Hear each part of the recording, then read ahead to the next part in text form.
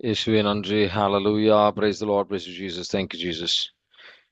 உமது இரத்தத்தால் எங்களை கழுவும் ஆண்டவரே, தூய்மையாக்கும் விடுதலை தாரும் அனைத்து மனக்கட்டு உடைக்கப்படுத்தும் ஆண்டவரே, Cast every unreleased will Father, mighty name of Jesus.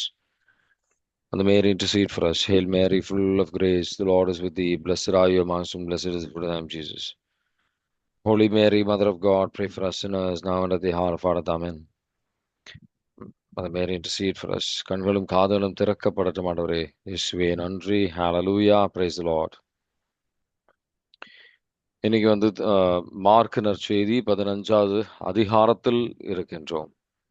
இந்த மார்க் நற்செய்தி 15ல நீங்க ஒரு விஷயம் கவனிச்சீங்க அப்படின்னா, நம்ம நேத்திக்கு எப்படி வந்து மக்தல மரியத்தையும் மற்றவர்களை ஒப்பிட்டு நம்ம பார்த்தோமோ, இன்னைக்கு இயேசு ஆண்டவருக்கு எதிராக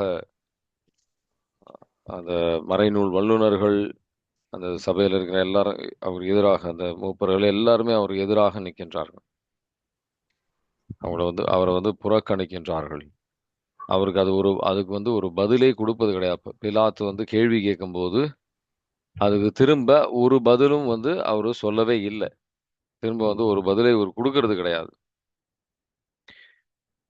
ஆனா நம்ம கவனிக்க வேண்டிய ஒரு மிக முக்கியமான விஷயம் அப்படின்றது,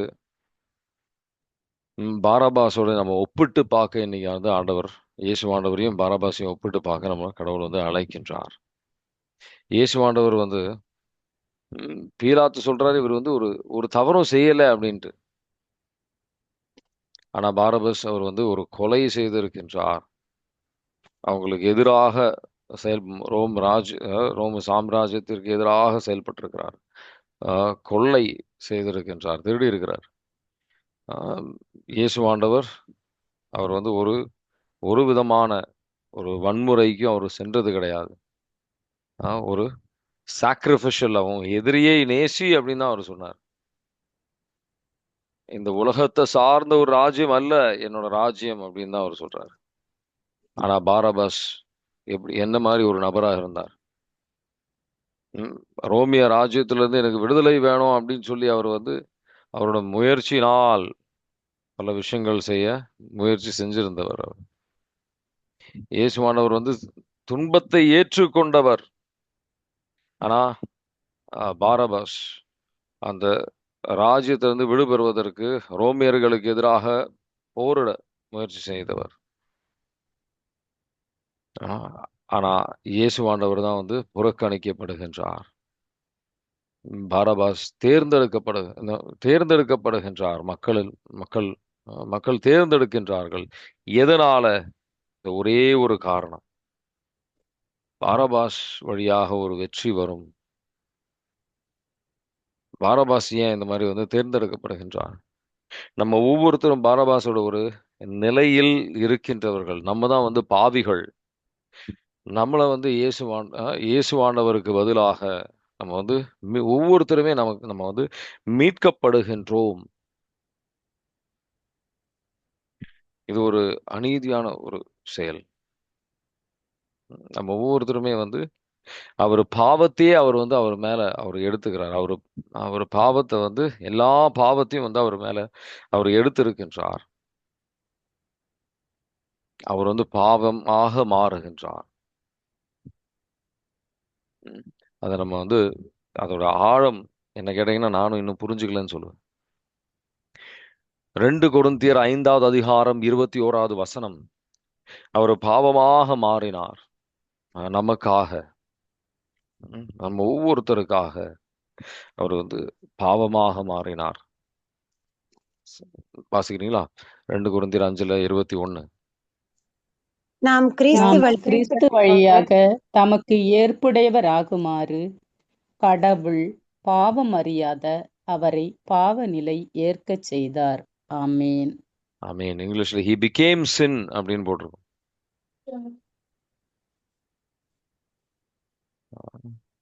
நம்ம தூய்மை பெறுவதற்காக அவர் குற்றத்தை ஏற்றுக்கொள்கின்றார். சிலுவையிலிருந்து அவரை ஒரு விஷயம் அவர் வந்து சொல்ற ஒரு விஷயம், ஒரு மிக முக்கியமான ஒரு விஷயம் ஒண்ணு இருக்கு. ஆண்டவரே நீ ஏன் என்னை கைவிட்டீர்?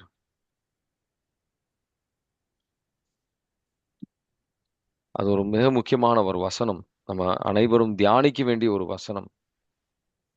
மார்க் நற்செய்தி 15:34 வாசிங்க அப்படின்னா நீங்க அதை பார்க்கலாம்.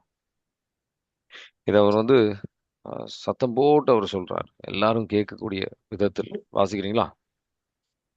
பிற்பகல் பிற்பகல் 3 மணிக்கு இயேசு ஏலேயி ஏலோயி லமா சபக்தானி என்று உரக்க கத்தினார்.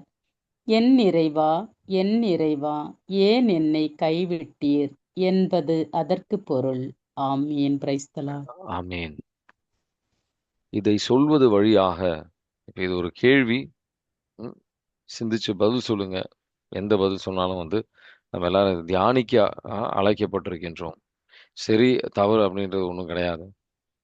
இந்த ஒரு ஸ்டேட்மெண்ட் சொல்றது வழியாக, ஆண்டவரே ஏன் என்னை கைவிட்டீர் அப்படின்னு சொல்வது வழியாக இயேசு ஆண்டவர் என்ன சொல்ல வராரு? என்ன நினைக்கிறீங்க?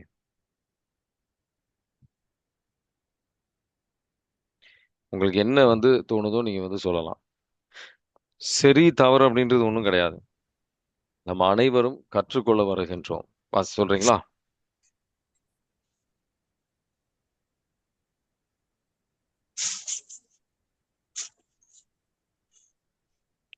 என் ஆண்டவரே ஏன் என்னை கைவிட்டீர் அப்படின்றாரு. அதனுடைய அர்த்தம் என்ன? இது வழியாக என்ன சொல்ல வருகின்றார்?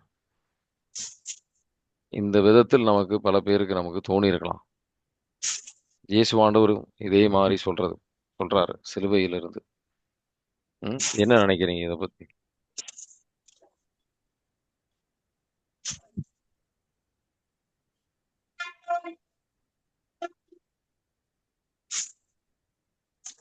சொல்லுங்க சீக்கிரம், டைம் ஒன்றும் இல்லை.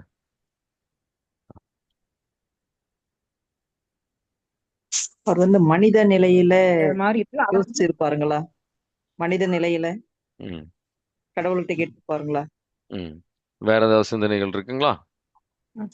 நம்மளோட பாவம் அதிகமானதுனால கடவுளுக்கும் நமக்கும் உள்ள உறவு துண்டிக்கப்படுது. அதை அவர் ஏத்துக்கிறதுனால அந்த இடத்துல வந்து கடவுள் வந்து கைவிட்டாரு அப்படின்னு சொல்லியிருக்கலாம்.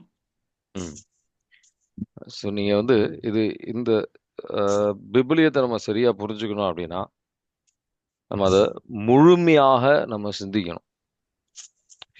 அந்த சில வசனங்களை மட்டும் வச்சு நம்ம வந்து அதை முடிவெடுக்க கூடாது. சரிங்களா? இந்த ஒரு வசனம் வந்து பல பேர் வந்து தவறா புரிஞ்சுக்கிறத நான் பார்த்துருக்கேன். அதனாலதான் இந்த கேள்வியை நான் முக்கியமா கேட்டேன். 22வது சங்கீர்த்தனம் 22வது சங்கீர்த்தனத்துல 1வது வசனம் எடுத்து வாசி பார்த்தீங்கன்னா அவரு இந்த ஒரு சங்கீர்த்தனத்தை எடுத்துதான் வந்து அவரு ஒரு கோட் பண்றாரு. இந்த மாதிரி இதுதான் என் வாழ்க்கையில நடக்கின்றது அப்படின்னு சொல்லி அவரு வெளிப்படுத்துகின்றார். இந்த மாதிரி நடக்க போகுது எனக்கு அப்படின்னு சொல்லி முன்னாடியே வந்து முன்குறித்து வைத்த ஒரு விஷயம் அப்படின்னு சொல்லி வெளிப்படுத்துகின்றார். இதை நம்ம இன்னும் ஆழத்துல புரிஞ்சுக்குவோம். திருப்பாடல் 22:1. என் இறைவா, ஏன் என்னை கைவிட்டீர்? என்னை காப்பாற்றாமலும் நான் தேம்பி சொல்வதை கேளாமலும் ஏன் வெகு தொலைவில் இருக்கின்றீர்? ஆமேன். ஆமேன். அப்படியே இது வந்து இன்னும் ஆழத்துல வந்து பாத்தீங்கன்னா என்னென்ன விஷயங்கள் இயேசு ஆண்டவருடைய வாழ்க்கையில வந்து நடந்திருக்கோ இந்த துன்ப வேளையில் இதுல எல்லாம் எழுதப்பட்டிருக்கும். அப்படியே 14வது வசனத்திலிருந்து 18 வரைக்கும் எடுத்து வாசி பார்த்தீங்கன்னா அவர் எலும்புகளை எண்ண முடியும். அவருடைய ஆடையை வந்து அவங்க எடுத்தாங்க அப்படின்னு சொல்லி அவருடைய கைகள் கால்கள் அதுல ஆணி வந்து அடிக்கப்பட்டிருக்கு அப்படின்னு சொல்லி ஒரு விஷயங்கள் அவர் என்னென்ன துன்பங்கள் அவர் வந்து அனுபவித்தார் அப்படின்னு போட்டிருக்கோம். நீங்க வந்து சர்ச்சில் போய் பார்த்தீங்கன்னா இயேசுவானவர் சிலுவையில வந்து கொஞ்சம் ரத்தம் வந்து அப்படி லைட்டா கொஞ்சம் வந்த மாதிரி இருக்கும். அவரு லைட்டா கொஞ்சம் வந்த மாதிரி இருக்கும், அவ்வளவுதான். ஆனா உண்மையில் அதுல போட்டிருக்கும் அவர் எலும்புகள் வந்து தெரியுமாமா, அந்த சதை கூட அந்த வெளியில வந்துடும் அப்படியே சதை. இந்த பேஷன் ஆஃப் கிரைஸ்ட் வந்து அந்த படத்தை நீங்க பார்த்துருந்தீங்க அப்படின்னு சொன்னா அதுல அந்த துன்பத்தை நம்மளால பார்க்க முடியாது. அந்த பார்க்கறதுக்கு நமக்கு ஒரு சக்தி தேவை. அந்த பாடுகளை விட மோசமாக இருந்தது. அந்த பேஷன் ஆஃப் கிரைஸ்டை விட மோசமாக இருக்கு விபிலியத்துல எழுதப்பட்டது. அவருடைய எலும்புகள்ல இருந்து அந்த சதை எடுக்கப்பட்டு நம்மளால அந்த எலும்பை எண்ண முடியும் அப்படின்ற மாதிரி அவர் போட்டிருக்கும். நம் பாடுகளுக்காக, நம்ம பாவத்திற்காக, நம்ம மீட்கப்படுவதற்காக. 14 இருந்து 18 வரைக்கும் வாசிக்கிறீங்களா? நான் நான் கொட்டப்பட்ட நான் நீர் போல் கொட்டப்பட்ட நீர் ஆனேன். போல் ஆனேன். என் என் எலும்புகள் எலும்புகள் எல்லாம் எல்லாம் கலங்கி கலங்கி போயின. போயின. என் என் இதயம் இதை மெழுகு போல் ஆயிற்று. மெழுகு போல் ஆயிற்று. என் உள்ளுறுப்புகளின் நடுவே உருகி என் போயிற்று. உறுப்புகளின் நடுவே என் உருகி போயிற்று. என் வலிமை ஓடு போல காய்ந்தது. என் நாவு மேல் அன்னத்தோடு ஒட்டி கொண்டது. என்னை சாவின் புழுதியிலே போட்டு விட்டீர். தீமை செய்வோரின் கூட்டம் என்னை வளைத்து கொண்டது. நாய்கள் என அவர்கள் என்னை சூழ்ந்து கொண்டார்கள். என் கைகளையும் கால்களையும் துளைத்தார்கள். என் எலும்புகளை எல்லாம் நான் எண்ணிவிடலாம். அவர்கள் என்னை முறைத்து பார்க்கின்றார்கள். என் ஆடைகளை தங்களிடையே பங்கிட்டுக் கொள்கின்றனர். என் உடையின் மேல் சீட்டு போடுகின்றனர். ஆமேன். ஆமீன். ஆனால் இந்த துன்பங்கள் நான் அனுபவித்தாலும் இதனுடைய முடிவு, இந்த திருப்பாடல் 22வது சங்கீர்த்தனத்தோட முடிவு நீங்க பாத்தீங்கன்னா, இந்த உலகம் அனைத்தும் இது அவங்க நினைவு கூறுவார்கள் அப்படின்னு போட்டிருக்கோம். இது ஒரு வெற்றி, இது ஒரு விடுதலை. இப்ப நான் பார்க்கிறதுக்கு இந்த துன்பங்களை அனுபவித்து கொண்டிருக்கின்றேன், ஆனா எனக்கு விடுதலை உறுதியாக வரும் அப்படின்னு சொல்லி அவர் அறிக்கையிடுகின்றார். இது ஒரு தோல்வியின் ஒரு பாடல் அல்ல, இது ஒரு தோல்வியோட திருப்பாடல் கிடையாது, ஒரு வெற்றி. ஆனா நம்ம பல நேரத்துல நம்ம வாழ்க்கையிலேயாக இருக்கட்டும், வெற்றிக்கு நம்ம வேற வேற விதத்துல நம்ம வெற்றியை நினைச்சு வச்சுக்கிட்டு இருக்கோம். கடவுள் கண்ணிலையில அவருடைய வெற்றி வேற விதத்துல வரும். இதுதான் நம்ம செய்யற மிகப்பெரிய ஒரு தவறு. நமக்கு துன்பமில்லாத ஒரு வெற்றி நம்ம எதிர்பார்க்கிறோம். அந்த மாதிரி ஒரு வாழ்க்கை யாருக்கும் கடவுள் கொடுக்கல. பல பேரோட வாழ்க்கைகள் நீங்க பார்க்கணும், அவங்கெல்லாம் பல விதமான துன்பங்கள் அனுபவிச்சு அவங்க வந்திருப்பாங்க. அப்துல் கலாம் பல பேரோட வாழ்க்கையை பார்த்தீங்கன்னா பல விதமான துன்பங்கள் வழியாக சென்று அவங்க கடவுளுக்காக சாட்சியாக இருந்திருப்பாங்க. ஆனா நமக்கு இந்த துன்பங்கள் எல்லாம் வேண்டாம். ஆனா கடவுளுடைய இந்த உயர்த்துதல் மட்டும் நமக்கு வேணும். அந்த மாதிரி ஒரு கிறிஸ்துவ வாழ்க்கை கடவுள் ஆசைப்படும். கடவுள் உருவாக்கவே இல்லை. ஒருத்தருக்கு தலைவலியிலிருந்து கடவுள் விடுதலை தருகின்றார். Price the Lord. ஒத்த தலைவலி. இதுவே இந்த அதிகாரத்தில் நீங்க பாத்தீங்கன்னா 25வது வசனத்திலிருந்து 28வது வசனம் வரைக்கும் வாசிச்சு பாருங்க. மாபெரும் மாபெரும் சபையில் சபையில் நான் செலுத்தும் புகழ் உம்மிடமிருந்து எழுவதாக. உமக்கு அஞ்சுவோர் முன்னிலையில் என் பொருத்தனைகளை செலுத்துவேன். எளியோர் உணவு உண்டு நிறைவு பெறுவர். ஆண்டவரை நாடுவோர் அவரை புகழ்வாராக. அவர்கள் இதயம் என்றென்றும் வாழ்வதாக. பூ உலகின் கடை எல்லை வரை உள்ளோர் அனைவரும் இதை உணர்ந்து ஆண்டவர் பக்கம் திரும்புவர். பிற இனத்து குடும்பத்தார் அனைவரும் அவர் முன்னிலையில் விழுந்து பணிவர். ஏனெனில் அரசு ஆண்டவருடையது, பிற இனத்தார் மீதும் அவர் ஆட்சி புரிகின்றார். ஆமீன். ஆமீன். இந்த செயல் வழியாக நடக்க போற அற்புதமான விஷயம், அந்த படை வீரர் இயேசுவாண்டவருடைய விழாவில் அந்த ஈட்டியை அவர் குத்தும் போது அவர் சொல்றாரு, அந்த தோல்வியை பார்த்து அவர் சொல்லக்கூடிய ஒரு மிகப்பெரிய ஒரு ஸ்டேட்மெண்ட், இது கடவுளுடைய மகன் அப்படின்னு சொல்லி. அந்த மாதிரி இப்ப நம்ம பார்த்தா அது தோல்வியா?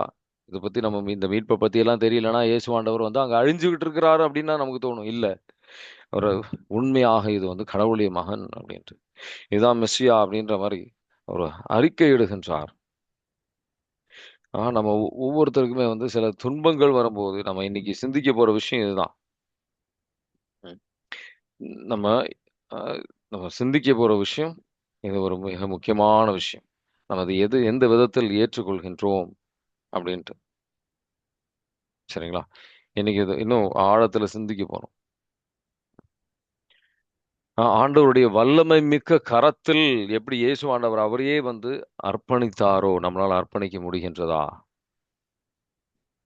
வேற ஒண்ணும் கிடையாது. ம். இயேசு ஆண்டவர் எப்படி அவரையே ஆண்டவரின் கரத்தில் அர்ப்பணித்தாரோ, அவருடைய நேரத்திற்காக காத்து நின்றாரோ, ஆண்டவரே எனக்கு சிலுவையில போலாம், எனக்கு இப்பவே மீட்பு தாங்க, இப்பவே இந்த மக்களுக்கு மீட்பு தாங்க அப்படின்னு இல்ல. ஆண்டவரின் திருவுளத்திற்கு அவர் செவி சாய்த்தார். அது மாதிரி நம்ம சில துன்பங்களை ஏற்றுக்கொண்டு அந்த 3ஆம் நாள் அவருடைய நாள் வரைக்கும் நம்ம காத்து நிற்க நம்ம தயாரா? அஹ் சபையுரையாளர் 3வது அதிகாரத்தில் 17வது வசனம். ஆண்டவர் நீதி உள்ளவர். அவர் அந்த தீர்ப்பை கொண்டு வருவார். தீர்ப்பை செயல்படுத்துவார். சில விதமான நீதிகள் என் வாழ்க்கையில 4, 5, 6 வருடங்களுக்கு அப்புறம் நடந்திருக்கு. ஆனா உறுதியாக நீதி நடக்கும். நீதி நடக்கும் அப்படின்னு சொல்லி ஆடித்தனமான விசுவாசத்துக்கு நீங்க வர தயாரா? சபை உரையாளர் 3:17 வாசிக்கிறீங்களா? கடவுள் நல்லா இருக்கும் பொல்லா இருக்கும் தீர்ப்பு வழங்க போகிறார். ஏனெனில் ஒவ்வொரு காரியத்திற்கும் ஒவ்வொரு செயலுக்கும் அவற்றுக்குரிய காலத்தை அவர் குறித்திருக்கிறார் என்று எனக்குள் சொல்லிக் கொண்டேன். ஆமீன். ஆமீன். நம்ம பல நேரத்துல ஆம், ம், ஒரு செடியை நட்டுட்டு அடுத்த நாள் மரம் ஆகணும் அப்படின்னு சொன்னா அது எப்படி நடக்கும்? நமக்கு ஒருத்தருக்கு ஒரு காலம் இருக்கு. அதுபோல் நம்ம ஒரு ஜெபங்களுக்கும் ஒரு காலங்கள் இருக்கு. அந்த காலங்கள் நமக்குள் வர வேண்டிய ஒரு மாற்றத்திற்காக கடவுள் காத்து கொண்டிருக்கின்றார். அவரால் உடனடியாக வெற்றி தர முடியாதுன்றதுனால கிடையாது. யோசேப்பு பழைய ஆகமத்தில் 10, 17 வருடங்கள் தாவீதுக்கு அரசராவதற்கு 13, 15 வருடங்கள் அதுக்கு மேலேயே ஆயிருக்கும். இது இத்தனைக்கும் அவர் வீரராக இருந்தார், பல விதமான ஆசீர்வாதத்துக்குரிய ஒரு மனிதனாக இருந்தார். ஆனா ஆண்டவர் அது கால தாமதம் அங்க ஒரு கால தாமதம் அவர் வாழ்க்கையில இருந்தது. நம்ம எல்லாரும் ஆசைப்படுறது என்னன்னா, உடனடியா நம்ம ஜெபிச்ச உடனே நடக்கணும். ஜெபிச்ச உடனே நடக்கிற அளவுக்கு நம்ம இன்னும் ஒரு கடவுளுடைய நெருக்கத்திற்கும் வரல. அப்படி நெருக்கமாக இருந்தாலும் பல விஷயங்களுக்கு கால தாமதங்கள் இருக்கதான் செய்யும். எவ்வளவு நெருக்கமாக இருந்தாலும், இயேசு கிறிஸ்துவை போல் நீங்க நெருக்கமாக இருந்தாலும், என் என் என் நேரம் இன்னும் வரவில்லை. பல இடத்துல அவர் சொல்லுவாரு இத. ஆனா நம்ம அந்த நேரத்தை பத்தி எல்லாம் சிந்திக்கிறது இல்லை. போராடுறோம். பக்கத்துல இருக்கிறவங்களோட போராடுறோம். நம்ம கடவுள்கிட்ட கோவப்படுறோம். இது நடக்கல, உள்ள வெறுப்பு, கோபம்.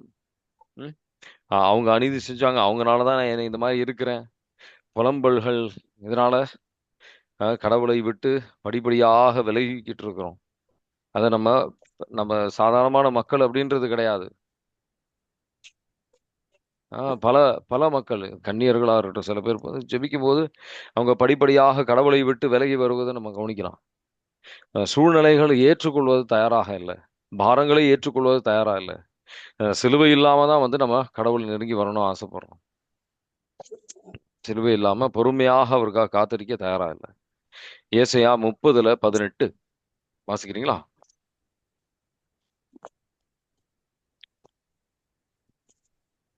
ஏசாயா 30:18 உண்மையாக உறுதியாக உங்களுக்கு நீதி கடவுள் செய்வார். ஆதலால் உங்களுக்கு கருணை காட்ட ஆண்டவர் காத்திருப்பார், உங்களுக்கு இறங்குமாறு எழுந்தருள்வார். ஏனெனில் ஆண்டவர் நீதியின் கடவுள், அவருக்காக காத்திருப்போர் நற்பேறு பெற்றோர். ஆமேன். ஆமீன். Praise the Lord. அவருக்காக காத்திருப்போர் நற்பேறு பெற்றோர். ஆசீர்வாதங்களை பெறுகின்றோர் அப்படிங்கிறது கிடையாது. அவருக்காக காத்திருப்போர், அது அவர் மேல நம்பிக்கையில வருகின்ற ஒரு விஷயம். அந்த அளவுக்கு ஒரு நம்பிக்கைக்கு வருவதற்கு நீங்க தயாரா? பல நேரம் இந்த நம்பிக்கை எளிதாக நமக்கு வராது. அவர் கிருபையால் மட்டும்தான் நம்மளால அந்த மாதிரி நம்பிக்கை வைக்க முடியும். ஆஹ், நம்பிக்கை வைக்க முடியும். திருப்பாடல் 68:19. அது சில விஷயங்கள் நடக்கணும். உங்க குடும்பத்துல ஒரு நபர் மீட்பு பெறணும். உங்களுக்கு ஒரு வேலையை கிடைக்கணும். உங்களுக்கு வந்து ஒரு திருமணம் நடக்கணும். எந்த விஷயமாக இருக்கட்டும், எந்த விஷயமாக இருக்கட்டும், அதுக்குன்னு ஒரு நேரம் இருக்கின்றதுன்றது மட்டும் கிடையாது. அந்த நேரம் இருக்கும்போது நமக்குள்ள ஒரு ஆழமான மாற்றத்தை அவர் கொண்டு வந்து கொண்டிருக்கின்றார். அவரை நெருங்கி நம்ம வந்துகிட்டு இருக்கிறோம். பல நேரத்தில் நம்ம அதை உணர்வது கிடையாது. ஆஹ் இது திருப்பாடல் 68:19 பாத்தீங்களா? ஆண்டவர் ஆண்டவர் போற்றி ஆண்டவர் போற்றி போற்றி போற்றி நாளும் நம்மை அவர் நாளும் நம்மை தாங்கிக் அவர் கொள்கின்றார். தாங்கிக் கொள்கின்றார். இறைவனே நம் மீட்பு. ஆமென். Praise the Lord. இறைவனே நாளும் நம்மளை வந்து தாங்கிக் கொண்டிருக்கின்றார். எல்லா நாளும் அவர்தான் நம்மளை தாங்கிக் கொண்டிருக்கின்றார். நம்ம பல நேரத்தில் நம்ம சிந்தனை என்னன்னா, நான் நான் நான் இது செஞ்சுட்டு இருக்கேன், நான் அது அப்படி இல்லை. எல்லா நாளும் ஒவ்வொரு நாளும் அவர்தான் நம்மளை தாங்கிக் கொண்டிருக்கின்றார். ம். ஆனா இந்த இந்த உணர்வுல நம்ம வாழ்வது கிடையாது. ம். அதனாலதான் என்ன செய்யறோம்? நமக்கு எதிராக யாராவது ஏதாவது செஞ்சுட்டாங்கன்னா, இயேசு ஆண்டவரை போல் நம்ம பொறுமையா இருக்கிறோமா? நம்ம அதுக்கு பதில் சொல்லாம இருக்கிறோமா? இல்ல. பரபாவை போல் நம்ம அதுக்கு வெறுப்பும், அவங்களுக்கு எதிராக ஏதாவது செய்யணும், அஹ், ஒரு ரிவெஞ்ச் எடுக்கணும், அப்படின்ற ஒரு எண்ணத்துல தான் நம்ம வாழ்ந்துகிட்டு இருக்கோம். நீதிமொழிகள் 20:22 எப்படி அவங்களுக்கு எதிராக செயல்படலாம் அப்படின்ற எண்ணத்துல தான் பல பேர் அவங்கள பத்தி குற்றம் சொல்வது. நம்ம அமைதியா நம்மளால இருக்க முடியல. நமக்கு எதிராக யாராவது ஏதாவது செஞ்சா. நீதிமொழிகள் 20:22. தீமைக்கு தீமை தீமை செய்வேன் என்று தீமைக்கு தீமை சொல்லாதே. செய் ஆண்டவரையே நம்பியிரு, அவர் உன்னை காப்பார். ஆமென். ஆமீன். தீமைக்கு தீமை செய்யாதே, ஆண்டவரையே நம்பி இரு. அதோட அர்த்தம் என்ன? நீங்க ஆண்டவரை நம்பல அப்படின்னா தீமைக்கு தீமை செய்யணும் அப்படின்ற எண்ணம் வரும் உறுதியா. அதோட அர்த்தம் என்ன? கடவுள் கையாளாதவர். அவரை வச்சு ஒரு பிரயோஜனமும் கிடையாது. நமக்கு நீதி அவரு செய்ய மாட்டாரு. அதனால தீமை செய்யற எண்ணம் வந்துகிட்டு இருக்கும் நமக்கு. எனக்காக என் அப்பா போராடுவார் அப்படின்ற ஒரு எண்ணம் கிடையாது. அவரு நீதி எனக்காக செய்வார் அப்படின்ற ஒரு எண்ணம் கிடையாது. அவர் மேல நம்பிக்கை இல்லை. பேருக்கு தான் நம்ம வந்து பல பேர் வந்து, நான் நம்புறேன், கடவுள் மேல எனக்கு நம்பிக்கை இருக்கு பிரதர் அப்படின்னுவாங்க. கோயிலுக்கு போனதுனால நம்பிக்கைன்றது கிடையாது. அதெல்லாம் ஒரு மேலோட்டமான நம்பிக்கை. இப்படி ஊதுனா போயிடும் அந்த நம்பிக்கை. உண்மையான ஆழ்ந்த நம்பிக்கை அப்படின்றது தான். தீமை செய்தால் நம்ம திரும்ப தீமை செய்யக்கூடாது. இந்த நம்பிக்கைக்கு நீங்க வர தயாரா? ஆனா அந்த நம்பிக்கை மட்டும் இருந்தா பத்தாது. 1 பேதுரு 4வது அதிகாரம் 1-2 1வது வசனம் 2வது வசனம் எடுத்து வாசித்தீங்க அப்படின்னா ஒரு மிக முக்கியமான விஷயம் பேதுரு சொல்றாரு. வாசிக்கிறீங்களா? 1 பேதுரு 6:1-2. எனவே அவர்கள் தங்கள் கிறிஸ் ஊனுடலின் வாழ்வின் எஞ்சிய காலமெல்லாம் மனிதருடைய தீய நாட்டங்களுக்கு இசையாமல் கடவுளின் திருவுளப்படி வாழ்கிறார்கள். ஆமென். இல்ல 1 பேதுரு 4:1-2. எனவே எனவே கிறிஸ்து கிறிஸ்து தம் தம் ஊனுடலில் ஊனுடலில் துன்புற்றார். அப்பொழுது அவர் கொண்டிருந்த மனநிலையை நீங்களும் படைக்கலமாக பூண்டு கொள்ளுங்கள். ஊனுடலில் துன்புறுவோர் பாவத்தை விட்டுவிடுகின்றனர். அவர்கள் தங்கள் ஊனுடலில் வாழ்வின் எஞ்சிய காலமெல்லாம் மனிதருடைய தீய நாட்டங்களுக்கு இசையாமல் கடவுளின் திருவுளப்படி வாழ்கின்றார்கள். ஆமீன். ஆமீன். அப்படியே வந்து 1 பேதுருலயே 2வது அதிகாரம் 19-23 கடவுளை மனதில் ஒருவர் கொண்டு இதை ஒருவர் அநியாயமாக துயருறும் போது கடவுளை மனத்தில் கொண்டு அதை பொறுமையோடு ஏற்றுக்கொள்வாரானால் அதுவே அவருக்கு உகந்ததாகும். ஆமீன். ஒரு ஆமீன். நிமிஷம். ஒரு நிமிஷம். நீங்க நல்லா கவனிச்சீங்கன்னா, இந்த துயரம் வரும்போது நம்ம பல பேர் கடவுளை மனதில் வைப்பது கிடையாது.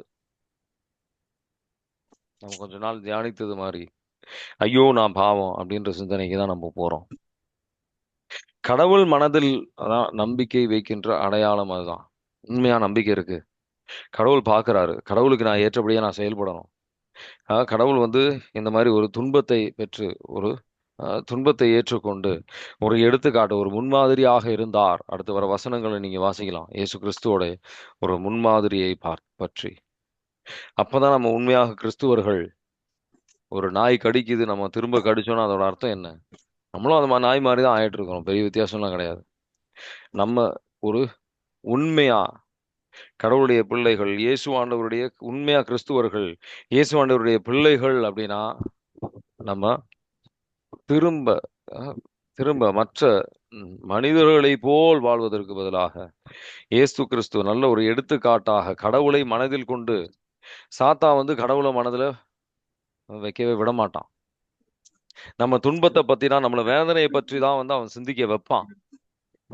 அந்த ஒரு சிந்தனைகளுக்கு அந்த மாதிரி சிந்தனைக்கு பதிலா கடவுளை மனதில் வைக்க அந்த வரத்தை கேளுங்க, அந்த கிருபையை கேளுங்க.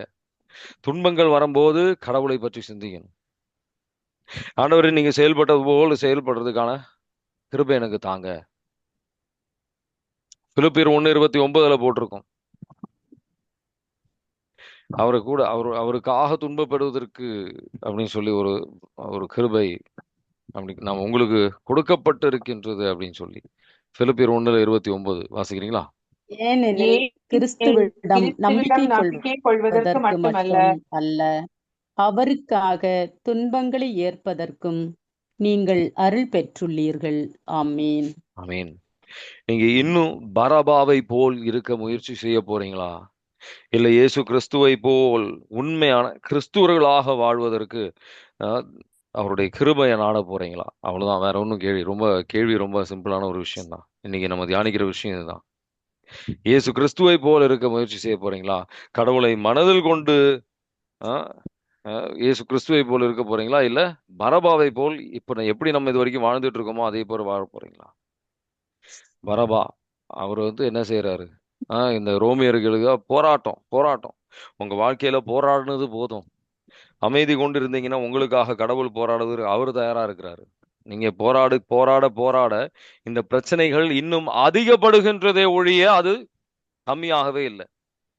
நல்லா கவனிச்சீங்க அப்படின்னா அதுல இருந்து ஒரு விடுதலை வந்ததே கிடையாது. உங்களுக்கு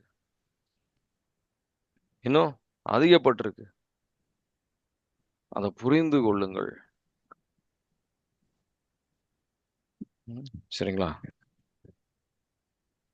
இன்னைக்கு தியானித்த விஷயங்கள்ல உங்களுக்கு ஏதாவது கேள்விகள் இருக்கா?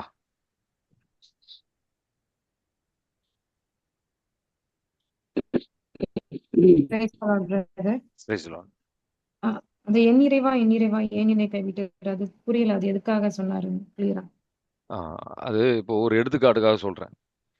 இப்போ தொடக்கம் இது திருப்பாடல் 23வது சங்கீர்த்தனம். அதை நீங்க எடுத்து வாசிச்சீங்க. முதல் வசனம் மை லார்ட் அவரு என் ஆயன் அப்படின்னு என் ஆயன்.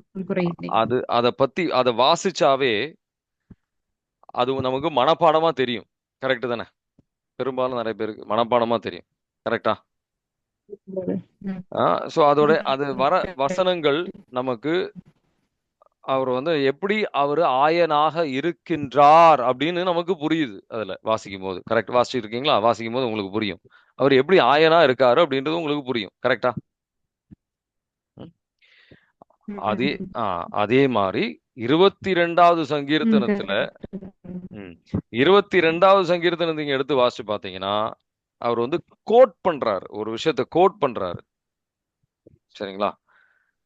இப்ப நம்ம வந்தே மாதரம் அப்படின்னு சொன்னா அதோட வசனங்கள்லாம் நமக்கு தெரியும்.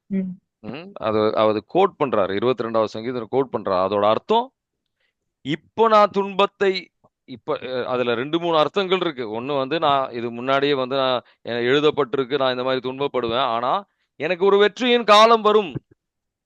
இப்ப இது பார்க்கிறதுக்கு அழிவு போல இருக்கும், ஆனா உறுதியா எனக்கு வெற்றி வரும், கடவுள் எனக்கு என்னை உயர்த்துவார். இந்த உயர்த்துதல் உங்களுக்கு எனக்கு இல்ல, எனக்கு மட்டும் கிடையாது, உங்களுக்கு மட்டும் கிடையாது, இந்த முழு உலகத்திற்காக, எல்லா தேசத்திற்காக, அந்த ஒரு மீட்புக்காக தான் அப்படின்னு சொல்லி அந்த கடைசி நம்ம 25ல இருந்து வாசிச்ச வசனங்களை நீங்க இன்னும் கொஞ்சம் தியானிச்சீங்க அப்படின்னு சொன்னா உங்களுக்கு புரியும். புரியுதுங்களா? Okay brother. ம். இன்னும் brother. புரியல அப்படின்னா நீங்க வந்து மெசேஜ் பண்ணுங்க, நான் இன்னும் கொஞ்சம் தெளிவா சொல்றேன். சரிங்களா? Okay brother. Thank you brother. ம். வேற ஏதாவது கேள்விகள் இருக்கா?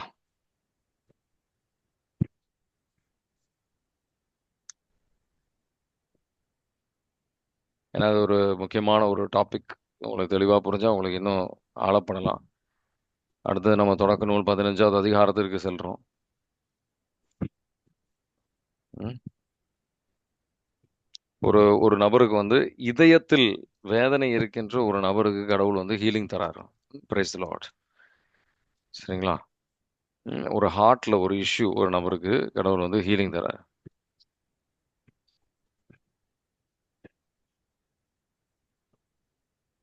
அது உள்மனம காயமாக கூட இருக்கலாம், ஆனா அது அதே நேரத்தில் அது ஒரு ஹீலிங் தராரு.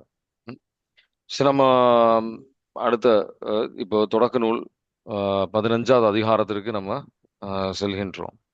சரிங்களா?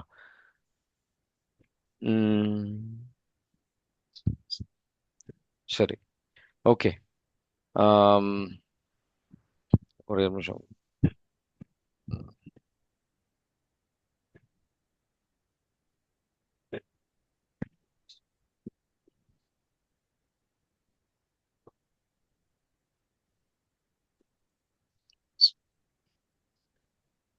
ஓகே,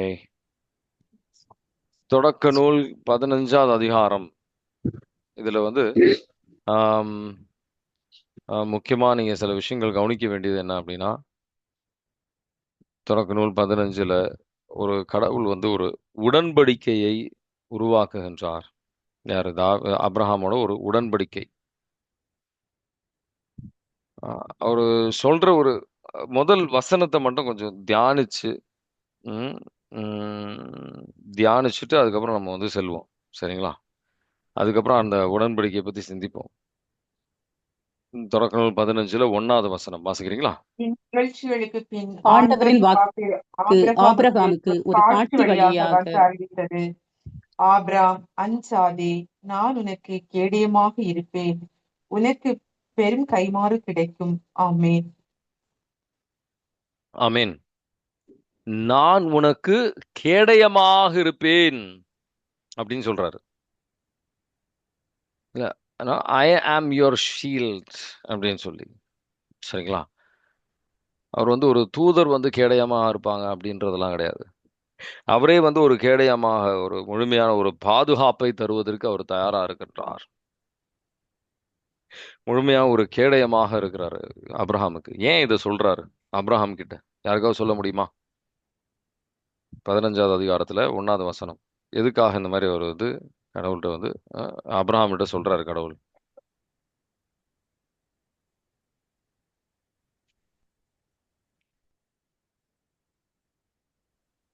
என்ன நினைக்கிறீங்க?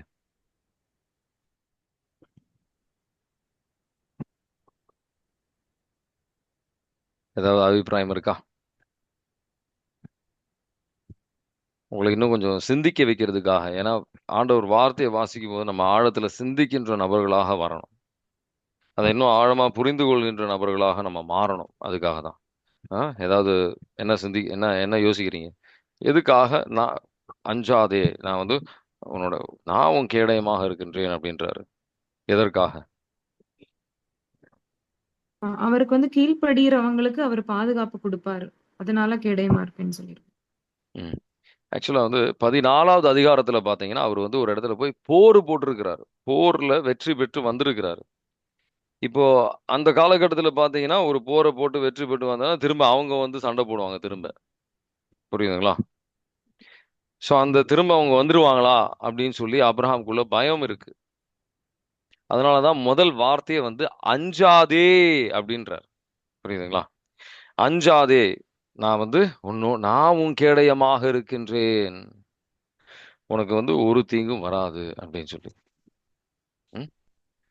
அது அது வந்து ஒரு இன்னும் உங்களுக்கு வந்து ஒரு நல்ல ஒரு பாதுகாப்பு, கடவுளுடைய பாதுகாப்புக்காக நீங்க ஜெபிக்கணும் அப்படின்லாம் விரும்புறீங்க அப்படின்னா, உங்களுக்கு உங்க குடும்பத்திற்காக தொடக்கணும். அது யோபின் புத்தகம் 1வது அதிகாரத்துல 10வது வசனம், 10வது வசனத்தை எடுத்து வாசித்து பார்த்தீங்க அப்படின்னா நல்ல ஒரு வசனம். வாசிக்கிறீங்களா?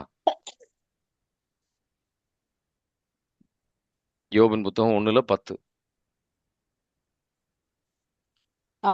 அவனையும் அவன் வீட்டாரையும் அவனுக்குரிய அனைத்தையும் நீர் சூழ்ந்து நின்று காக்கவில்லையா? ஆமி அவன் கைவேலைகளுக்கு ஆசி வழங்கவில்லையா? அவன் மந்தைகளை நாட்டில் பெருக செய்யவில்லையா? ஆமீன். ஆமீன். இது ஒரு அற்புதமான ஒரு நீங்க ஜெபமா மாற்றக்கூடிய ஒரு விஷயம். ஆண்டவரே, என்னை சூழ்ந்து என்ன குடும்பத்தையும் எல்லாத்தையும் வந்து பாதுகாக்குங்க. என்னோட கை வேலையை வந்து ஆசீர்வதிங்க. என்னோட எல்லாம் நான் வந்து எந்த விஷயங்கள் செய்கிறோம் அது வந்து அதிகப்படுவதற்காக ஆசீர்வதிங்க. இதெல்லாம் நீங்க தருகின்ற அனைத்தையும், ஆனா எப்பவுமே எது செய்தாலும் அவருடைய மகிமைக்காக, அதையும் நம்ம யோசிச்சு நம்ம சொல்லணும். ஆண்டவரே, நீங்க எதெல்லாம் வந்து அதிகப்படுகின்ற உங்க மகிமைக்காக நான் பயன்படுத்த தயாராக இருக்கின்றேன் அப்படின்ற எண்ணத்துல நீங்க வந்து எந்த ஜெபத்தா இருந்தாலும் அவர் திருவுளத்துக்கு ஏற்றபடி, அவர் மகிமைக்காக, இந்த 2 விஷயங்கள், அவர் திருவுளம், அவருடைய மகிமை, இந்த 2 விஷயத்த உள்ளத்துல அடித்தளமாக வைத்து நீங்க ஜெபிக்கும் போது உங்களுக்கு ஆசீர்வாதமா முடியும். அப்ரஹாம் கடவுளுடைய ஒரு அந்த ஒரு பாதுகாப்பை பெற்றது ஒரு ஒரு ஒரு காரணமும் நம்ம கொஞ்சம் சிந்திக்கணும். சரிங்களா? நீங்க 14வது அதிகாரத்தில் அந்த வெற்றி பெற்றதுக்கு அப்புறம், 14வது அதிகாரத்தில் அந்த வெற்றி பெற்றதுக்கு அப்புறம் என்ன நடக்குது அப்படின்னு புரியுதுங்களா? என்ன நடக்குது அப்படின்ட்டு சோதோம் அரசர் அப்ராம்கிட்ட என்ன சொல்றாரு? இந்த மக்களை எனக்கு தந்துரு, நீ வெற்றி பெற்றிருக்கிற, அதுல இருக்கிற அந்த பொருள்லாம் நீ எடுத்துக்கோ அப்படின்னுவாரு. ஆபிரகாம் சொல்லுவாரு, நான் வந்து அவருக்கு கடவுள்கிட்ட வந்து நான் இது காசுக்காகியோ இதுக்காகியோ நான் அதெல்லாம் வந்து நான் செய்யல. கடவுள்கிட்ட நான் வந்து ஒரு இது அவர் வெற்றி பெற்ற ஒரு காரணமும் நம்ம இதுல இருந்து நம்ம புரிஞ்சுக்கலாம். ஒரு பேராசையினால் நான் இதை செய்யல. எனக்கு இதெல்லாம் இதுக்காகலாம் கிடையாது. அதனால நான் உங்ககிட்ட இருந்து ஒன்றும் ஏற்றுக்கொள்ள மாட்டேன் அப்படின்னு சொல்லி அவரு அப்ரஹாம், நீ தான் என்னை வந்து இதாக்கி இருக்கிற அப்படின்னு சொல்லக்கூடாது. நான் எல்லாம் அன்றாட நாள் நம்மளை தாங்கி பிடிக்கின்றது இயேசு ஆண்டவர் தான். கடவுள் தான் நம்மளை வந்து தாங்கி பிடிக்கின்றார். 14வது அதிகாரத்துல 21 24 வரைக்கும் வாசிக்கிறீங்களா? சோதோம் அரசன் ஆபிரகாமிடம் ஆள்களை என்னிடம் ஒப்படைத்துவிடும், ஆனால் செல்வம் என்றான். அதற்கு ஆபிரகாம் சோதோம் அரசனிடம், விண்ணுலகையும் மண்ணுலகையும் தோற்றுவித்த உன்னத கடவுளாகிய ஆண்டவருக்கு ஆணையிட்டு கூறுகிறேன், நான் தான் ஆபிரகாமை செல்வன் ஆக்கினேன் என்று நீர் சொல்லாதபடி உமக்குரிய அனைத்திலிருந்தும் ஒரு நூல் துண்டையோ காலணி வாரையோ நான் எடுத்துக்கொள்ள மாட்டேன். இளைஞர்கள் உண்டதை தவிர எனக்கு எதுவும் வேண்டாம். ஆனால் என்னுடன் வந்த ஆனேர், சுக்கோல், மம்பே ஆகியோர் அவர்கள் பங்கை எடுத்துக் கொள்ளட்டும் என்றார். ஆமென். ஆமென். Praise the Lord. அதான் அந்த வெற்றி, அந்த கடவுளுடைய அந்த பாதுகாப்பு, அந்த வெற்றி கடவுளுக்கு ஏற்ற, கடவுளுடைய உள்ளத்தை புரிந்து கொண்டு கடவுளுக்கு ஏற்றபடியாக அவர் வந்து ஜெபிப்பதற்கு அவர் ஆயத்தமாக இருந்தார். இந்த காசுக்காக இந்த வெற்றி எனக்கு வந்து லாத்தை வந்து அவரை வந்து எடுத்துட்டு போயிருக்கிறாங்க. அவரை மீட்டு கொண்டு வரணும் அப்படின்ற ஒரு ஆர்வத்தினால அவர் போறாரு. சரி, இந்த லாத்து கிடைச்சா அதோட வந்து இந்த காசுகள்லாம் கிடைக்கும், அதெல்லாம் இல்லாம ஆண்டவரை வந்து ஒரு ஆண்டவருடைய ஒரு நெருங்கி செல்லணும் அப்படின்ற ஒரு இதுல அவரு போய் ஆண்டவருக்கு ஏற்றபடியான ஒரு இது, ஆண்டவருடைய கரத்தினால எனக்கு இந்த வெற்றி வேணும் அப்படின்ட்டு ஆண்டவர் மேல நம்பிக்கையை வைத்து அவர் போய் சென்று அவர் அந்த வெற்றியை பெற்று அவர் வருகின்றார். சரிங்களா? அற்புதமான வெற்றி. அதுக்கப்புறம் சொல்றாரு, இப்ப நீ வெற்றி பெற்று வந்துட்ட, அதனால திரும்ப ஏதாவது வந்துருவாங்களா, அந்த பயத்துக்கெல்லாம் இடம் கொடுக்காத, நான் உன் கூட இருக்கிறேன் அப்படின்ட்டு. ஆனா 15வது அதிகாரத்தில் இன்னும் வேற சில ஆழமான விஷயங்கள் இன்னும் இருக்கு. இது சில நேரத்தில் நமக்கு புரியறது கொஞ்சம் கொஞ்சம் என்ன சொல்ல கொஞ்சம் இது கொஞ்சம் கஷ்டமா இருக்கலாம். உங்களுக்கு ஏதாவது கேள்விகள் இருந்தா கேட்க தயக்கப்படாதீங்க. நம்ம கடவுள் அப்படின்றது அவர் வந்து ஒரு உடன்படிக்கையின் கடவுள் அப்படின்றத நம்ம நல்லா தெளிவா புரிஞ்சுக்கணும். இயேசு ஆண்டவர் சொல்லுவார், இது ஒரு புது உடன்படிக்கை அப்படின்னு சொல்லி நற்கருணை கொடுத்து அவர் வந்து இது ஒரு புது உடன்படிக்கை அப்படின்னு சொல்லுவார். புது ஆகமத்துல வாசிச்சிருப்பீங்க, நம்ம பூசையில கூட நம்ம கேட்டிருப்போம். ஆனா இந்த அதே மாதிரி இது ஒரு உடன்படிக்கை வந்து அப்ரஹாமுக்கும் கடவுளுக்கும் இங்க வருது. இந்த உடன்படிக்கைனா என்ன அப்படின்றத நம்ம முதல்ல புரிஞ்சுக்கணும். புரியுதுங்களா?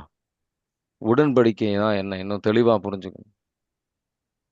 அது வந்து ஆஹ், ஒரு ரெண்டு வெவ்வேறு விதமான நபர்கள் அவங்களுக்குள்ள ஒரு சகோதர சகோதரி அப்படின்ற ஒரு இப்படி எப்படி ஒரு ஆண் பெண் வந்து திருமணத்திற்கு அப்புறம் அது ஒரு உடன்படிக்கை. அவங்க வந்து ஒரு கணவன் மனைவியாக மாறுகின்றார்களோ, இது ஒரு உடன்படிக்கை. அதான் ஒரு சபதம் போல நம்ம ஒரு விஷயத்த செய்யறோம். அதான் வந்து இங்க அது ஒரு உடன்படிக்கை. ம்? அதான் பழைய ஆகமம் புது ஆகமம் அப்படின்னு நம்ம சிந்திக்கிறோம். ஆனா அதுக்கு இன்னொரு வார்த்தை ஓல்டு டெஸ்டமெண்ட் அப்படின்னா இன்னொரு வார்த்தை பழைய உடன்படிக்கை, இது ஒரு புது உடன்படிக்கை அப்படின்னு சொல்லுவாங்க. இது மனசுல வச்சுக்கோங்க, இது உங்களுக்கு வந்து பயனா இருக்கும். இது பழைய உடன்படிக்கை, இது ஒரு புது உடன்படிக்கை. நற்கருணை ஆண்டவர் இயேசு ஆண்டவர் சொல்லுவார், இது புது உடன்படிக்கை அப்படின்னு சொல்லி. உடன்படிக்கைனா சில சட்டங்கள் அப்படின்னு நினைச்சுக்குவாங்க சில பேர். ஆனா உடன்படிக்கையில சட்டங்கள் இருக்கு அப்படின்றது உண்மைதான், இல்லைன்னு சொல்லல. அதிலே பல விதமான உடன்படிக்கைகள் இருக்கு. நான் அதுல வந்து ஆழத்துக்கு நான் போகல. ஆனா உடன்படிக்கை அப்படின்ற ஒரு விஷயத்துல வந்து அதான் ரெண்டு பேர் வந்து ரெண்டு வெவ்வேறு விதமான நபர்கள், அவங்களுக்குள்ள வந்து ஒரு உடன்பாடே இருந்திருக்காது. கடவுள் வந்து அப்ரஹாம் அழைத்தார் அப்படின்றதுனால இப்போ பாவத்தின் வழியாக கடவுள் என்ன ஆதாம் வழியாக பாவத்தின் வழியாக அப்ரஹாம் எல்லாருமே சரி, இந்த உலக மானிடம் மகன் எல்லாருமே வந்து கடவுளை விட்டு விலகிட்டாங்க. இந்த உடன்படிக்கை வழியாக அப்ரஹாம் கடவுளுடைய ஒரு பிள்ளையாக, கடவுளுடைய நண்பராக அவர் மாறுகின்றார். கடவுளுடைய நண்பராக அவர் மாறுகின்றார். ஸோ அதுல ஒரு சில கடமைகளும் இருக்கு, அதுல சில ஆசிர்வாதங்களும் இருக்கு. சரிங்களா? உடன்படிக்கையில சில கடமைகளும் சில ஆசிர்வாதங்களும் இருக்கு. அதுல சில விஷயங்கள் செய்ய வேண்டியிருக்கும். சரிங்களா? அதுல வந்து இப்போ ஒரு ஒப்பந்தம், இப்போ வந்து ஒரு ஒரு சில பிஸ்னஸ் எல்லாம் பார்த்தீங்கன்னா ஒரு ஒப்பந்தம் இருக்கும், நான் இதை தரேன் நீ இதை செய் அப்படின்ட்டு. அது வந்து எக்ஸ்சேஞ்ச் ஆஃப் குட்ஸ் அப்படின்னு சொல்லுவாங்க. சில பொருட்களை வந்து அவங்க எக்ஸ்சேஞ்ச் பண்ணிக்கிறாங்க. நீ எனக்கு வந்து இந்த வீடை தான், நான் உனக்கு இவ்வளோ காசு தரேன் அப்படின்ட்டு ஒரு ஒப்பந்தம். ஆனா உடன்படிக்கையில இது எக்ஸ்சேஞ்ச் ஆஃப் பர்சன்ஸ் அப்படின்னு சொல்லுவாங்க. நான் வந்து என்னையே முழுமையாக தருகின்றேன், நீங்க வந்து உங்களே முழுமையாக தாங்க அப்படின்ற மாதிரி தான்.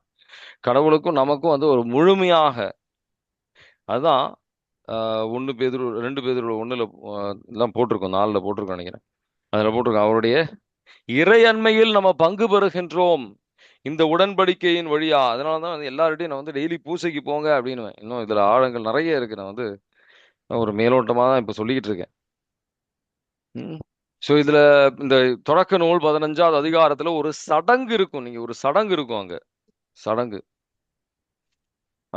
இதுல இந்த சடங்கு நீங்க பாத்தீங்க அப்படின்னா அந்த சடங்குல அதோடைய அர்த்தம் என்ன, இந்த சடங்குக்கு ஒரு சில அர்த்தங்கள் இருக்கு. சரியா? தொடக்க நூல் 15ல 9வது வசனத்திலிருந்து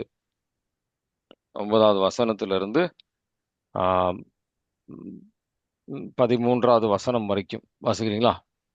ஆண்டவர் ஆபிரகாமிடம் 3 வயதுள்ள இளம்பசு, 3 வயதுள்ள வெள்ளாடு, 3 வயதுள்ள செம்மறியாடு, ஒரு காட்டுப்புறா, ஒரு மாடப்புறா ஆகியவற்றை என்னிடம் கொண்டு வா என்றார். ஆபிராம் இவற்றையெல்லாம் அவரிடம் கொண்டு வந்து அவைகளை 2 கூறுகளாக வெட்டி ஒவ்வொரு பகுதியையும் அதற்கு இணையான பகுதிக்கு எதிரெதிரே வைத்தார். ஆனால் பறவைகளை அவர் வெட்டவில்லை. துண்டித்த உடல்களை பறவைகள் தின்ன வந்தபொழுது ஆபிராம் அவற்றை விரட்டிவிட்டார். கதிரவன் மறையும் நேரத்தில் ஆபிராமுக்கு ஆழ்ந்த உறக்கம் வந்தது. அச்சுறுத்தும் காரிருள் அவரை சூழ்ந்தது. ஆண்டவர் ஆபிராமிடம், நீ உறுதியாக தெரிந்து கொள்ள வேண்டியது, உன் வழிமரபினர் வேறொரு நாட்டிற்கு பிழைக்கச் செல்வர். அங்கே அவர்கள் 400 ஆண்டுகள் அடிமைகளாக கொடுமைப்படுத்தப்படுவர். ஆமீன். ஆமீன். இங்க ஒரு சில உடன்படிக்கைகள் இங்க இருக்கு. உடன்படிக்கை செய்கின்றார். ஒரு சடங்கு இருக்கு. இங்க ஆபிரகாம் அது கொண்டு வராரு, இங்க வெட்டுறாரு. அதுக்கு நடுவுல பாத்தீங்கன்னா அந்த 17வது வசனத்துலலாம் பார்த்தீங்கன்னா அதில் ஒரு நெருப்பு போகின்றது அதில். சரிங்களா? இதெல்லாம் ஒரு உடன்படிக்கையின் 18வது வசனத்தில் நான் ஒரு உடன்படிக்கை ஆபிரகாமோடு செய்திருக்கின்றேன் அப்படின்ட்டு, உனக்கு உன் வழிமுறையினருக்கு இதெல்லாம் இந்த நாட்டை தான் தருவேன் அப்படின்னு சொல்லி. புரியுதுங்களா? ஸோ அதனால் இந்த ஒரு சடங்குடைய அர்த்தம் என்ன? நான் இதை கடைபிடிக்கல, இந்த உடன்படிக்கையை நான் கடைபிடிக்கவில்லை என்றால் இந்த விலங்குகளை போல் நான் இறந்து விடுவேன் அப்படின்ற மாதிரி. அது சாதாரண இறப்பு கிடையாது. ரொம்ப ஒரு அவமானத்துக்குரிய ஒரு இறப்பாக இருக்கும். எரேமியா புத்தகம் 34வது அதிகாரம் அதில் 18லிருந்து 20 எடுத்து வாசிச்சு பார்த்தீங்கன்னா அதில் போட்டிருக்கும். எரேமியா 34 18லிருந்து 20 வாசிக்கிறீங்களா? இளங்காளையின் துண்டுகளின் நடுவே கடந்து போன யூதாவின் தலைவர்கள், எருசலேமின் தலைவர்கள், அரசவையோர், குருக்கள், நாட்டு மக்கள் அனைவரும் என் திருமுன் செய்து கொண்ட உடன்படிக்கையினை மீறி அதன் உடன்பாடுகளை நிறைவேற்ற தவறினார்கள். எனவே 2ஆக வெட்டப்பட்ட அத்துண்டுகளிடையே கடந்து செல்வதற்காக பயன்படுத்திய இளங்காளையைப் போல அவர்களை நான் ஆக்குவேன். அவர்களை அவர் தம் பகைவர் கையிலும் அவர்களது உயிரை பறிக்க தேடுவோர் கையிலும் நான் ஒப்புவிப்பேன். அவர்களுடைய பிணங்கள் வானத்து பறவைகளுக்கும் வையகத்து விலங்குகளுக்கும் இரையாகும். யூதாவின் அரசன் செதேக்கியாவையும் நாட்டு தலைவர்களையும் அவர் தம் பகைவர் கையிலும் அவர்களது உயிரை பறிக்க தேடுவோரின் கையிலும் உங்களிடமிருந்து பின்வாங்கி நிற்கும் பாபிலோனிய மன்னனின் படையில் கையிலும் ஒப்புவிப்பேன். இதோ நான் கட்டளையிடப் போகின்றேன் என்கிறார் ஆண்டவர். நான் அவர்களை இந்நகருக்கு திரும்ப அழைத்து வருவேன். அவர்களை அதை தாக்கி கைப்பற்றி தீக்கிரையாக்குவார்கள்.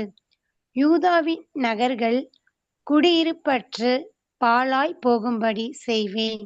ஆமீன். Praise the Lord. ஆமீன். Praise the Lord. இது பழைய உடன்படிக்கையில மட்டும்ன்றது கிடையாது. தயவு செய்து தெளிவா புரிஞ்சுக்கோங்க. புது உடன்படிக்கையிலையும் இயேசுவாண்டவருடைய சரீரத்தையும் ரத்தத்தையும் பானம் செய்யறதுக்கு முன்னாடி நம்ம கடவுளுக்கு ஏற்றபடியான ஒரு நல்ல பாவ சகித்துணம் இல்லாம கடவுளுக்கு ஏற்றபடியாக வாழ்க்கையை நம்ம வாழ்ந்துட்டு இருக்கோம் சீர்தூக்கி பார்க்காமல் நம்ம அவருடைய நற்கருணையை வாங்கினா அதோட விளைவு என்ன? 1 கொரிந்தியர் 11வது அதிகாரம் மிக முக்கியமான ஒரு அதிகாரம். இது தியானிங்க, வாசிச்சு தியானிங்க. இந்த அதான் உடன்படிக்கை அப்படின்னு திரும்பியும் இதில் போட்டிருக்கோம். 25லிருந்து 24 வாசிங்க. 24லிருந்து 31 வரைக்கும், 32 வரைக்கும் வாசிக்கிறீங்களா? கடவுளுக்கு நன்றி செலுத்தி அதை பிட்டு, இது உங்களுக்கான என் உடல், இதை என் நினைவாகச் செய்யுங்கள் என்றார். அப்படியே உணவு அருந்திய பின் கிண்ணத்தையும் எடுத்து, இந்த கிண்ணம் என் இரத்தத்தால் நிலைப்படுத்தப்படும் புதிய உடன்படிக்கை. நீங்கள் இதிலிருந்து பருகும்போதெல்லாம் என் நினைவாக இவ்வாறு செய்யுங்கள் என்றார். ஆதலால் நீங்கள் இந்த அப்பத்தை உண்டு கிண்ணத்திலிருந்து பருகும்போதெல்லாம் ஆண்டவருடைய சாவை அவர் வரும் வரை அறிவிக்கிறீர்கள்.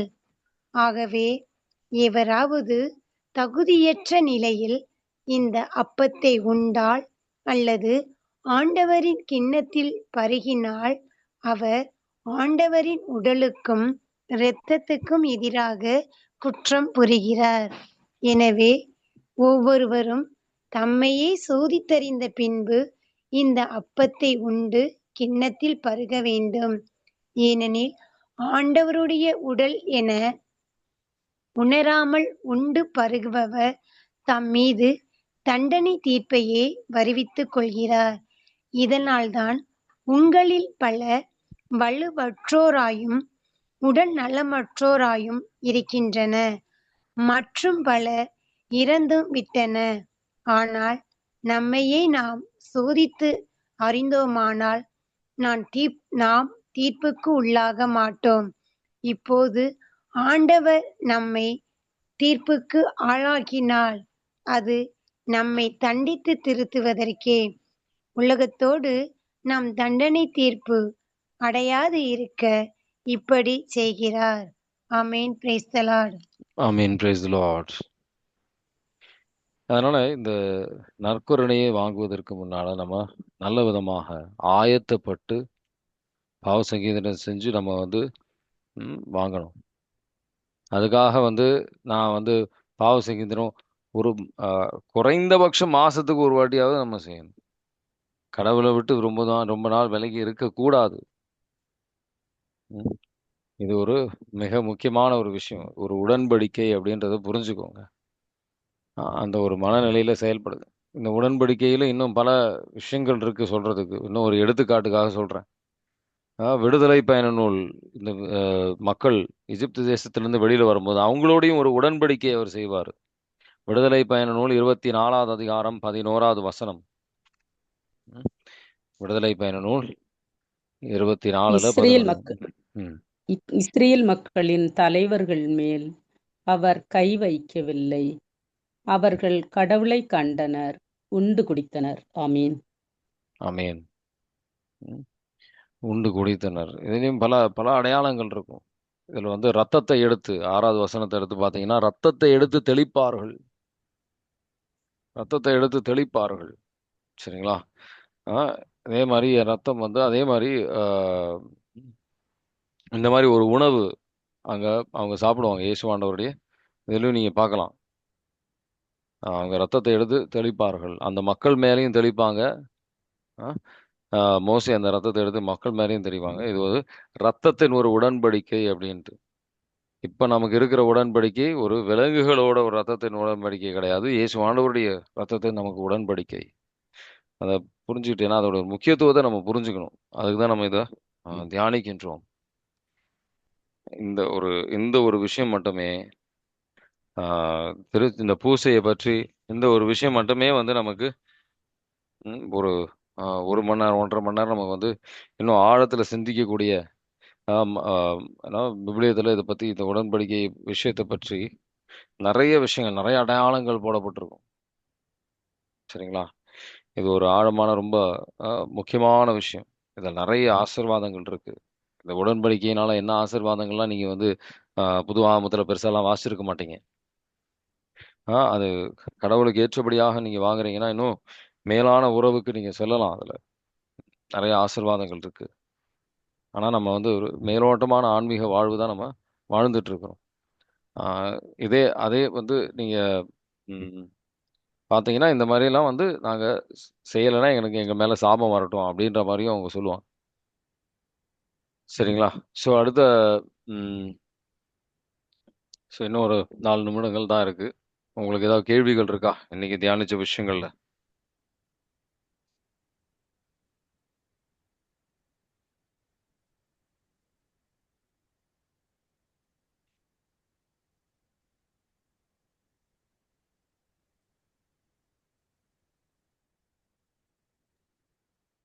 பதினஞ்சாவது அதிகாரம் மட்டும் தான் தியானிச்சிருக்கோம்.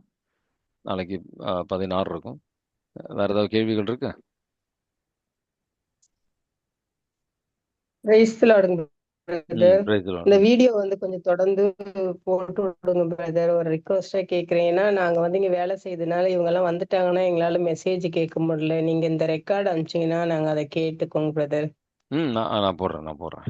சரிங்களா சார்? அதாவது கொஞ்சம் டிஸ்ட்ராக்ட் ஆகிட்டு நேத்துக்கு வேலை. போடல, அது கொஞ்சம் போட்டு விடுங்க brother. Praise the lord brother. சரி. Praise the lord brother. சொல்லுங்க பிரதர், நோவா கூட செய்த உடன்படிக்கைக்கும் ஆபிரகாமோடு செய்த உடன்படிக்கைக்கும் என்ன வித்தியாசம்? நோவாவோட செய்த ஒரு உடன்படிக்கை அப்படின்னு பார்த்தீங்கன்னா, அது இந்த உலகத்தோட செய்த ஒரு உடன்படிக்கையாக இருக்கும். சரிங்களா? இந்த 9வது அதிகாரத்துக்கு போனீங்கன்னா அவர் சொல்றாரு, அவர் எல்லாரும் நீங்க வந்து பலுகி பெருகுங்கள், இந்த உலகத்தை நிரப்புங்க அப்படின்னு சொல்லி போட்டுட்டு எஸ்டாப்ளிஷ் ஒரு உடன்படிக்கை நான் செய்கிறேன் உனக்கும் உன்னோட இதுக்கும் அப்படின்னு சொல்லி அவர் செய்கிறாரு. அது பலுகி பெருகுங்கள். அந்த நம்ம எல்லாருக்கும் அந்த இந்த உடன்படிக்கை இருக்கும். ஆனால் இது வந்து இந்த 3 பேர் அவருக்கு வந்து பிள்ளைகள் இருப்பாங்க. அந்த 3 பேர்ல வந்து 2 பேர், ஒரு ஆள் வந்து சாபத்துக்குரியவர்களா அவர் மாறுகின்றார், ஹாமும் அந்த கானான்லாம். ஆனா அந்த அடுத்த ஒரு 2 பேர் வழியா, ஷெம் வழியா நீங்க பாத்தீங்கன்னா, அதை பத்தி நான் பேசல ஆக்சுவலா.